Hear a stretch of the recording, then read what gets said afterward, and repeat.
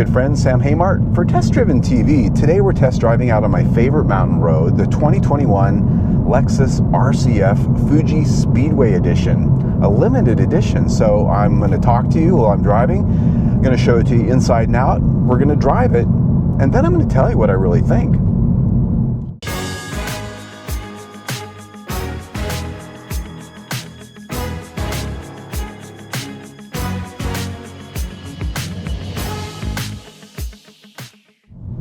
All right, my friends, this is Apache Trail just east of Tortilla Flat, Arizona, one of my favorite mountain roads in the entire state because it's got a lot of tight, windy switchbacks, a lot of elevation change, and it's not well traveled in the summer, so you don't tend to have a lot of traffic to deal with. But that said, what we've got here is something very special, a limited edition of only 60 units. This is one of them, and this is the Lexus RC-F Fuji Speedway Edition. Now, this price is in quite a bit more than the standard RC-F, which that sticker's at about $66,000 before you put options on it. This one, $31,000 added to that. We're just under 100 grand before you put options. Here with this one, we've got a few things on it, and this one ticks out at 102.5. This is essentially identical to the track edition from 2020, and that gives you a lot of light weighting, about 176 pounds less, and that starts with carbon fiber on the hood, and you can see a vent there. It looks like a heat extractor, but it's actually not really functional. There's a drain in it, but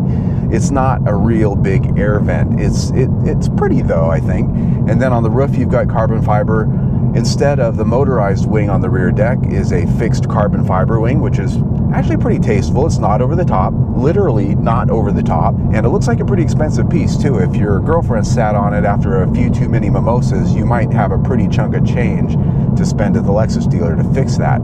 Carbon fiber also going to be found in the lower rear splitter area. Pretty handsome. You can see titanium mufflers there, and they finish off the carbon fiber look on the lower rockers, some air splitters down there. The visuals are all tied together with some unique BBS wheels, also weight saving, 19-inch staggered widths front and rear. Now, if you look through those wheels, you're going to see another part of the price tag here. Those are carbon ceramic brakes, just under 15 inches in diameter, front and rear, supplied by Brembo. Now, those things are expensive.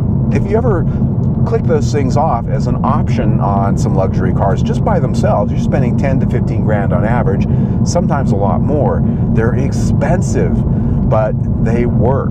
So that's really where most of the money comes from here when you step up to this, in addition to, well, that exclusivity. This has the circuit red leather with Alcantara inserts on these sports seats. Very comfortable. These seats are absolutely, really some of the best in the business. They're comfortable for all-day driving, yet they're still supportive and they hold you like you're in their fist. I love that. Red carbon fiber with metallic trims. The quality of the materials in here is really some of the best you're going to find at any price. I've said that before about this car, and I'll keep saying it. And the design, the layout of the cockpit, everything is on point. And they even put red stitching in the gear shift knob instead of the blue to keep the theme alive. So I really love this interior. Back seat's useless. Trunk, actually not bad for a Grand Tour.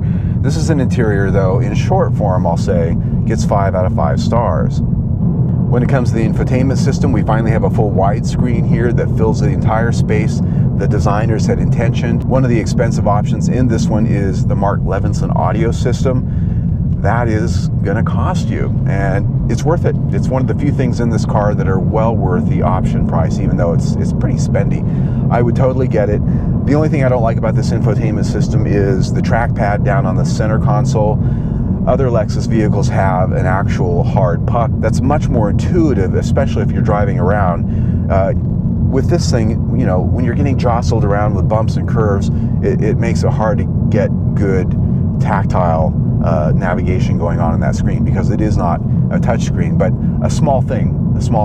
I really like it. So this infotainment system gets 4 out of 5 stars only because of the fact that this trackpad's not the easiest thing to use, and it does not yet have all of the latest connectivity features. And that really leaves us with the performance and handling. So what's under the hood? Well, it's very important we discuss that. This is 5-liter V8, a naturally aspirated V8. Not found very often in today's Grand Tours. Most everything out there now either has turbochargers or it has a supercharger. So it's kind of nice to have a pure, naturally aspirated V8 and one without an auto start-stop system. It has 472 horsepower, 395 pound-feet of torque, and it comes mated to this wonderful 8-speed automatic transmission. It's rated at 16 city, 24 highway, and 19 MPG combined, and that's exactly what I got with it this week, 19, and that's mostly city driving. Now, of course, the question I always like to ask is, how does it go? Let me come to a complete stop here and let her rip. Woo! Listen to that. And, well, okay, I went way over 60 there. It happened so fast. That was actually 80 when I was going to say 60. So Lexus says this does 0 to 60 in 3.96 seconds, just under 4 seconds. And that is slightly faster than the standard RC-F because of the lightweighting they did. Some 176 pounds, so says the press release. And so this is a powertrain that I've always loved. It's got a great sound, although it is a little bit augmented by, well, it's augmented reality. It has, you know, a little bit of computer system going on there to make it sound a little better, but it sounds really good. This transmission, on the other hand, well, it's a good transmission, but I will say that if you really get into using the paddle shifters, well, you know, like most paddle shifters, they're toys. They don't always give you what you want. But this is a transmission that otherwise is almost always right there when you want it. It does try to save fuel, but if you really, really put it down into the right drive mode, it'll take care of you. But this thing just sounds so wonderful. Listen to that. And the power comes on nicely, even though torque isn't as much as you'd like. It doesn't have a turbo after all. This horsepower really does come on at higher RPMs. But because this is not force induced with a turbocharger or turbochargers, it's got a very predictable power curve. So powertrain gets 5 out of 5 stars. There you go.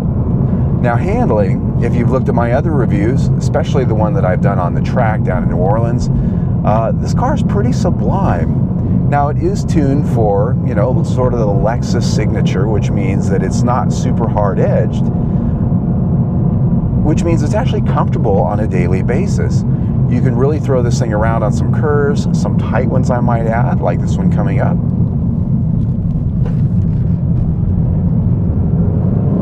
Yep. And it's very predictable. It's got a lot of grip. The steering feel very good.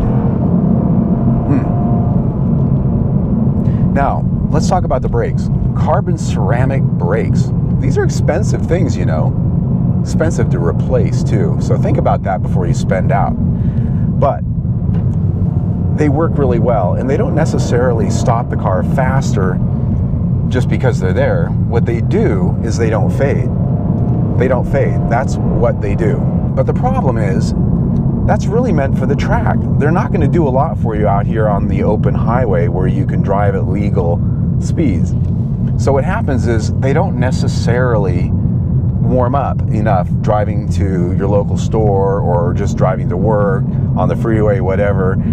The only time these things are going to warm up sufficiently not to make noise is if you take them out to a racetrack, because carbon ceramic brakes are known for making noise. They squeal if they're not warmed up, and they squeal all the time in this thing. If you're just driving it around town, you're constantly trying to figure out how to modulate them so you don't have to hear that awful sound and vibration. So, and I'm not bitching, they work great and they're wonderful, but they come with the cost of not only money, but drivability if this is not going to be an all-out track car. So that said, chassis comes in at 4 out of 5 stars.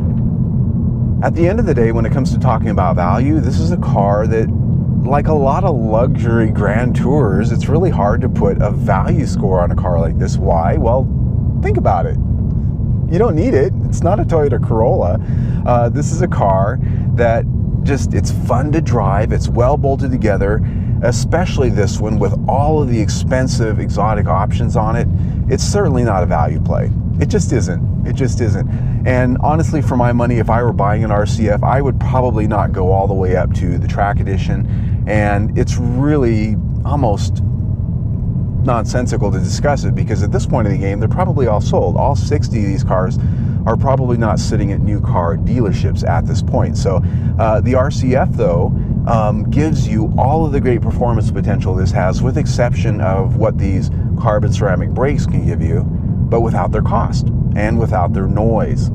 So if I did have the choice, I'd probably stick with the standard RC-F if it was just going to be a daily driver or the occasional driver, because these brakes, daily driver, if you're running down to 7-Eleven or Church's Chicken, you know, they don't get warmed up enough to stop being noisy, and it's just, what are you gonna do? So there you go. Value though, so that comes in at 4 out of 5 stars. So when you put that in with everything we've already talked about, you're at 4.5 stars for the review. There you go. That really falls in line with everything else I've said in the past about this car. And you can see my other review that I've done on this car, my very first one right there. That was when I first drove it on New Orleans circuit. Nice track footage there, nice high performance. You can get all the sound of what this thing sounds like. And you can also subscribe to my YouTube channel right down there. Either way, please stay tuned.